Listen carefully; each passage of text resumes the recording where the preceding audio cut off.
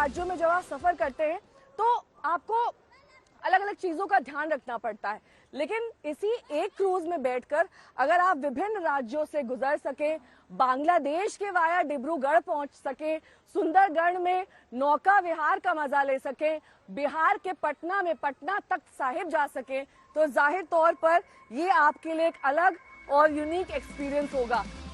वाराणसी ही नहीं, ये देश के लिए नायाब सौगात है, न सिर्फ पर्यटन और कारोबार के लिए बल्कि देश की विविध संस्कृति और विरासत से लोगों को रूबरू कराने के लिए ये शुरुआत इतिहास के सुनहरे पन्नों में दर्ज होगा। रोशन जायसवाल और अभिषेक मिश्रा के साथ नेहा बाथम, वाराणसी आज तक।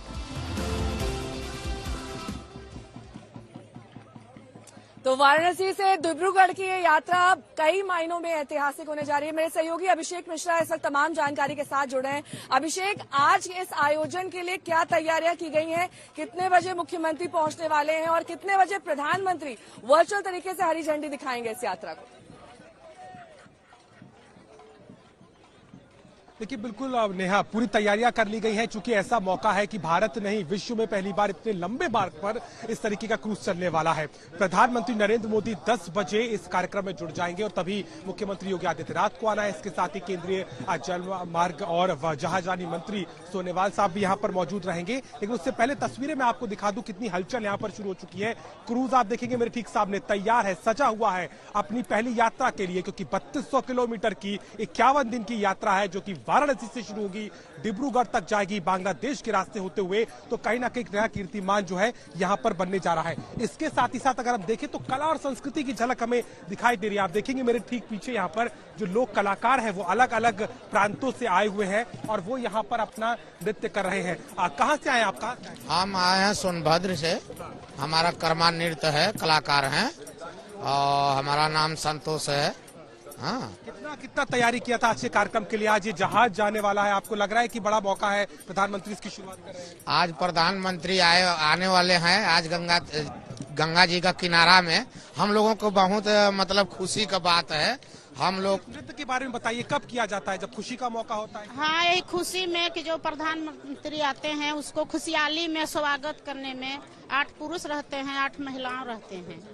में किया जाता है। हाँ, सब लोग से वही खुशहाली करने चाहते हैं हम लोग। और भी मैं तस्वीरें आपको यहाँ दिखाता हूँ। दूसरी तरफ आप मेरी इस तरफ आए, देखिए अवध का नृत्य चल रहा है, कलाकार यहाँ पर उत्साह से नृत्य कर रहे हैं। उसके पीछे आप देखेंगे तो डांडिया रास भी आपको दिखाई देगा जो कि बड़ी खूबसूरती से इस बात को दिखा रहा है। यानी कि बनारस की संस्कृति, उत्तर प्रदेश की कला, उत्तर प्रदेश के नृत्य, वो सारे रंग आज रविदास घाट पर यहाँ पर नजर आ रहे हैं। और जहां तक कार्यक्रम की बात है, चूंकि वर्चुअली प्रधानमंत्री मोदी को इस कार्यक्रम में जुड़ना है, वो अपना उद्बोधन भी देंगे और इसके साथ ही साथ जो विजन की बात वो करते हैं, चूंकि गंगा के जलमार्ग को अंतर्राष्ट्रीय स्तर पर एक पर्यटन के लिहाज से कैसे स्थापित किया जाए, उसकी ये पहली पहल है। और कल हमने जब खुद सर्बानंद सोनोवाल जो कि मंत्री हैं उनसे बात की थी तो उन्होंने कहा कि एक अपॉर्चुनिटी होगी नए प्राइवेट प्लेयर्स के लिए भी कि इस तरीके के मॉडल के जरिए कैसे गंगा के मुहानों पर पर्यटन को विकसित किया जा सकता है। तो तैयारियां पूरी है, बस इंतजार है। 10 बजे से शुरुआत हो जाएगी कार्यक्रम की और प्रधानमंत्री मोदी विश्व के सबसे बड़े नदी जल मार्ग रूट का उद्घाटन करेंगे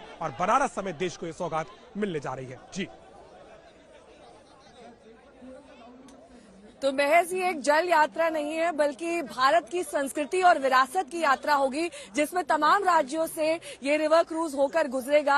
आपको बता दें कि झारखंड, बिहार, असम और इसके अलावा पश्चिम बंगाल जैसे राज्यों से जब गुजरेगा तब इसमें भारत की एक संस्कृति की झलक दिखाई देगी ताकि इस क्रूज में सवार लोग ये बेहतर तरीके से समझ सके कि आखिरकार भारत की विरासत क्या है, अलग अलग राज्यों में संस्कृति के मायने किस तरीके से इस क्रूज के जरिए उस संस्कृति का एक प्रतिबिंब, एक झलक देखने को मिलेगी। ये हम दरअसल अब एक बार फिर से अपने दर्शकों को तस्वीरें दिखा देते हैं इस गंगा विलास क्रूज की, क्योंकि अब तैयारियां लगभग पूर्ण हो चुकी हैं और ये सभी यात्री जो इस क्रूज में सवार हैं, दरअसल अब लगभग आधे घंटे का वक्त बचा है जिसके बाद हरी झंडी प्रधानमंत्री दिखाएंगे और ये क्रूज सेट फॉर सेल जिसे कहते हैं, ये आगे की यात्रा करने के लिए तैयार हो जाएगा। 1 मार्च को इसकी यात्रा डिब्रूगढ़ में पूर्ण होगी, लेकिन इसके लिए आपको ये भी बता दें कि जो यात्री इसमें सवार रहते हैं उनके पास ये ऑप्शन रहेगा कि वो किसी भी ऐसे गंतव्य का चुनाव कर सके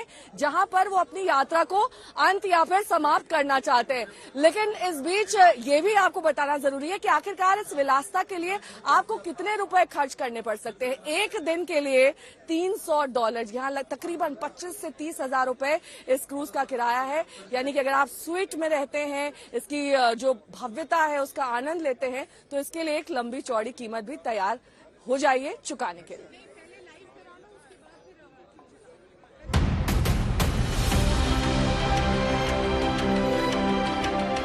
किसी सफर में इससे खूबसूरत और क्या हो सकता है कि आप वाराणसी के दिव्य गंगा आरती में शामिल, फिर बोध गया के महाबोधि मंदिर का दर्शन करें, मुर्शिदाबाद के मशहूर हजारदुराई पैलेस की भव्यता को निहारें और 4 बंगला मंदिर की दिव्यता का अनुभव करें। हुगली के चंदन नगर चर्च में प्रार्थना करें। सुंदरवन डेल्टा की खूबसूरती देख सकेंगे तो असम के काजीरंगा पार्क में सफारी का भी आनंद ले सकेंगे।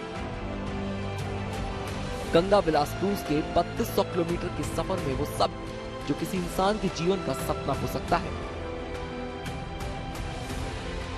वाराणसी से असम के डिब्रूगढ़ के 51 दिनों के सफर में यात्री नदियों के रास्ते विविध राज्यों की संस्कृति और विरासत का दीदार कर सकेंगे।